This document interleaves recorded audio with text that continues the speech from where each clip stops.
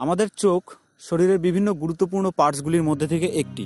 আপনি হয়তো বলবেন যে আপনি সিম্পলি এই ভিডিওটিকে আপনার চোখ দিয়ে দেখছেন, কিন্তু এর পিছনে আপনার চোখ এবং আপনার ব্রেন আপনাকে এক্সপিরিয়েন্স দেওয়ার জন্য কি কি করে তা আপনি জানতেই পারেন না। সো লেটস এক্সপ্লোর হিউম্যান আইজ।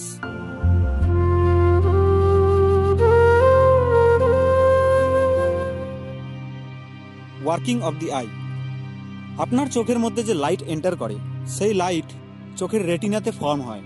আপনার চোখ যখন বাইরের জগৎকে দেখে সেই সময় আপনার রেটিনাতে যে ইমেজ ফর্ম হয় সেটি আপসাইড ডাউন, অর্থাৎ আপনার রেটিনাতে ইমেজ উল্টোভাবে ফর্ম হয় এবং আপনার ব্রেন ফাইনালি সেটিকে সোজাভাবে ইন্টারপ্রেট করে। আপনি এটা ভেবে নিয়েন না যে এই উল্টো ছবিকে সোজা করার কৌশল আমাদের মধ্যে আগে থেকেই ছিল। যখন আপনি জন্ম নেন তখন আপনার ব্রেন সমস্ত কিছু উল্টো দেখতে পায়, আর এই কারণের জন্যই আপনি নোটিস করতে পারেন যে যদি আপনি কোনো নতুন জন্ম হওয়া বাচ্চাকে দেখে হাসেন তাহলে সে আপনার দিকে অবাক হয়ে তাকিয়ে থাকবে, কারণ সেই সময়টিতে সেই বাচ্চাটি সমস্ত কিছুই উল্টো দেখতে পায়। তার ব্রেন তাকে আপনার ছবিটি উল্টো করে দেখাবে।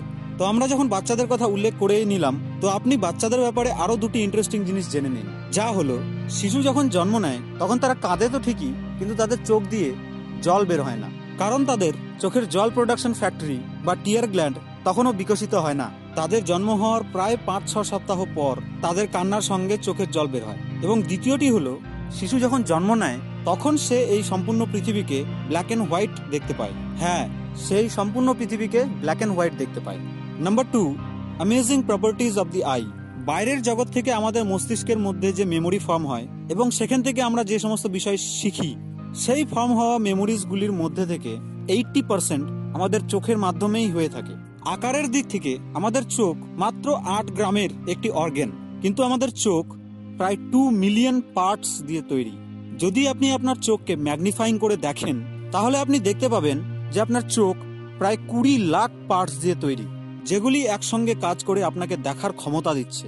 ব্রেন অর্থাৎ মস্তিষ্কের পর চোখই হলো সব থেকে কমপ্লেক্স অর্গান আমাদের হিউম্যান বডির, এবং এটি পৃথিবীর যে কোনো পাওয়ারফুল ক্যামেরার থেকেও বেশি শক্তিশালী। আর আপনি যদি মেগাপিক্সেলের টার্মের কথা উল্লেখ করেন তাহলে আমাদের চোখ হলো 576 মেগাপিক্সেল।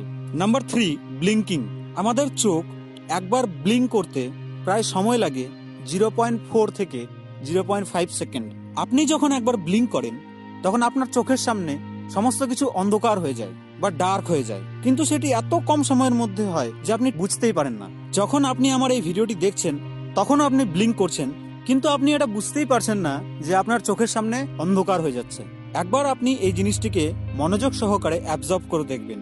ব্লিঙ্কিং অর্থাৎ চোখের পলক ঝপকানোর এই শর্ট ডিউরেশনকে যদি আমরা যোগ করি তো সারা দিনে আমরা প্রায় 30 মিনিট অন্ধকারে থাকি, এবং সারা জীবনে এই ব্লিঙ্কিং এর কারণে আমাদের চোখের সামনে প্রায় 5 বছর অন্ধকার হয়ে থাকে।